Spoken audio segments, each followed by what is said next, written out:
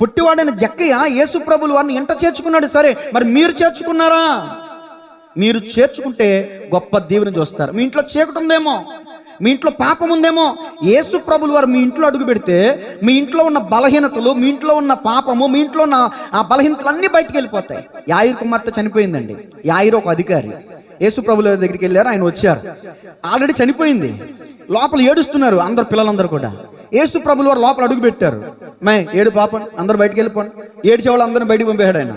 యేసు ప్రభుల వారితో పాటు ఇద్దరు శిష్యులు లోపలికి వచ్చారు.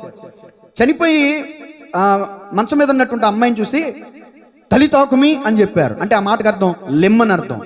ఆమె చేపట్టుకున్న వెంటనే ఆమె ఉలిక్కిపడి లేచి తన ప్రాణం తనలోకి తిరిగి వచ్చింది.